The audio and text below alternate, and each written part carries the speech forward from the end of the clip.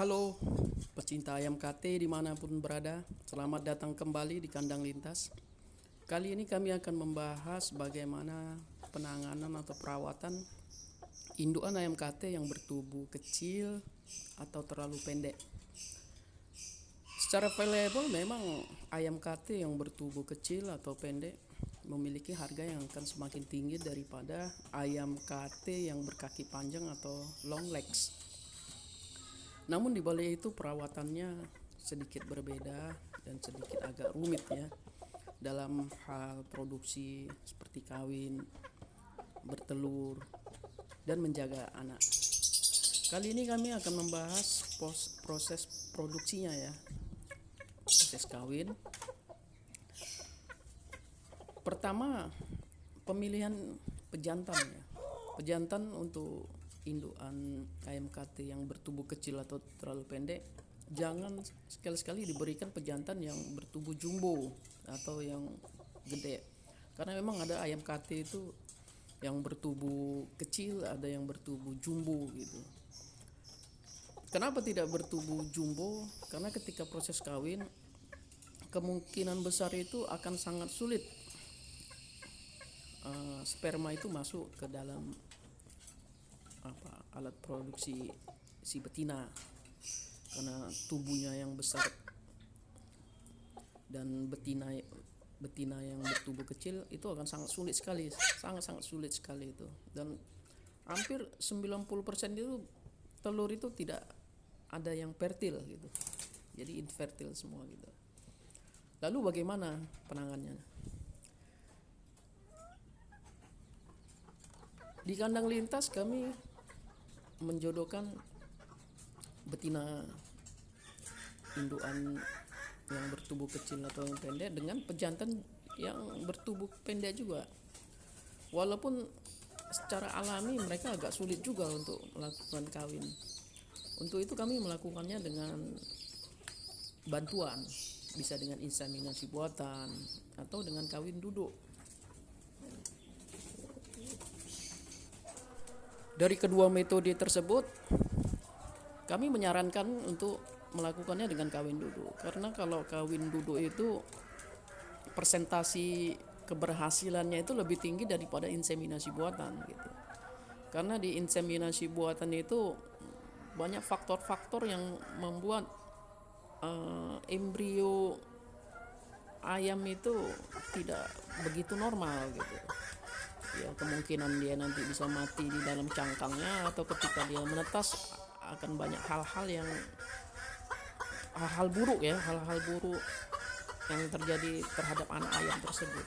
Jadi kami lebih menyarankannya dengan melakukan kawin duduk ya, karena itu lebih prospek dan presentasi keberhasilannya pun lebih tinggi, keberhasilan fertilisasinya ya.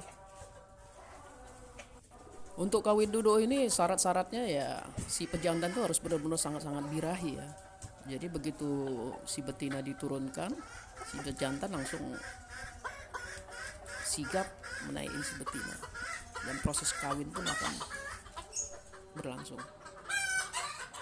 Untuk indukan yang bertubuh jumbo atau bertubuh besar, tidak terlalu kecil dan tidak terlalu pendek, proses perkawinan bisa secara normal ya, dengan pejantan yang bertubuh jumbo juga atau tidak terlalu pendek.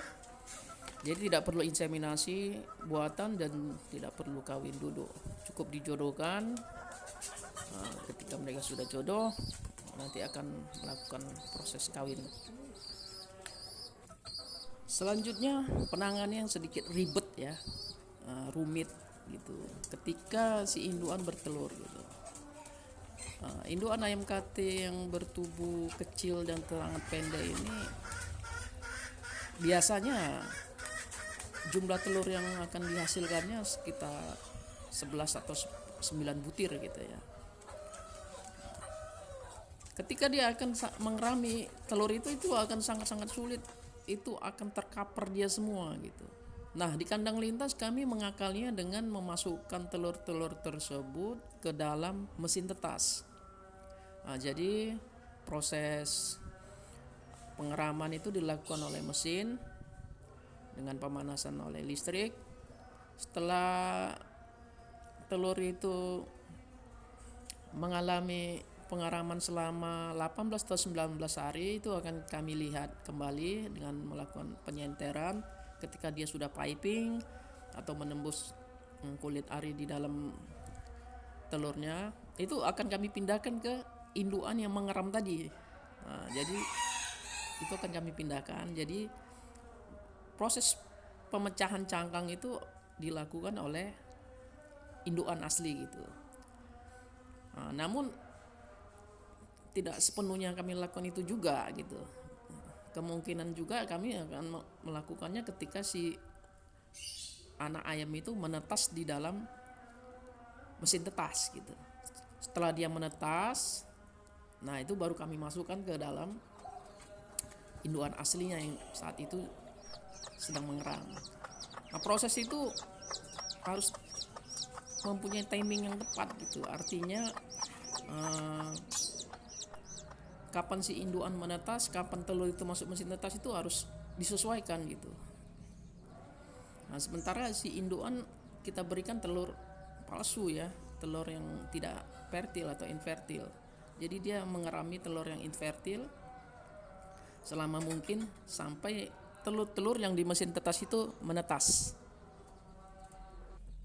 Kenapa harus dengan mesin tetas? Ya, pasti itu ada pertanyaan ya, kenapa dengan harus mesin tetas? Karena dengan mesin tetas proses telur itu hingga menetas itu akan lebih cepat ketimbang dieram induannya gitu.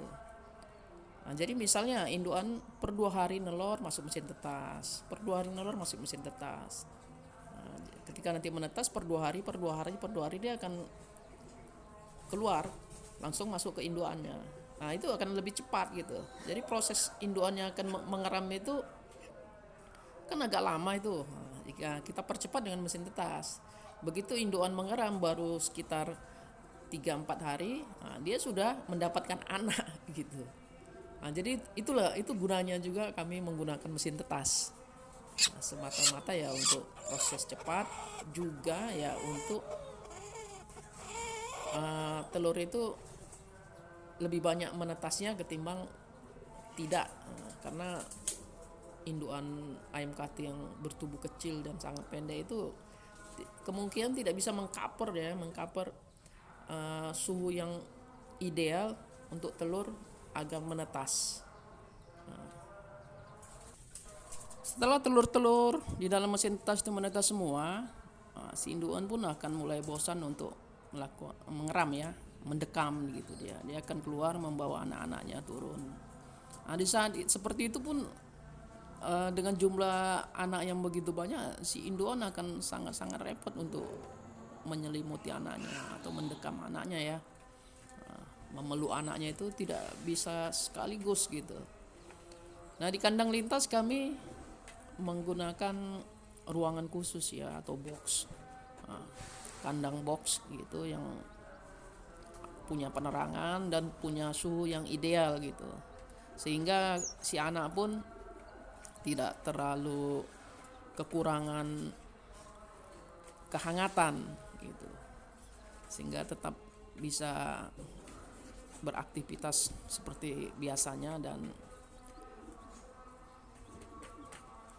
tidak kedinginan.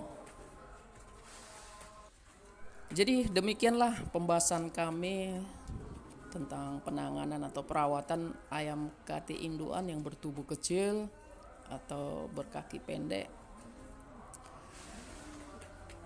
Semoga di kemudian hari kita akan ketemu lagi dengan pembahasan-pembahasan yang lebih menarik lagi.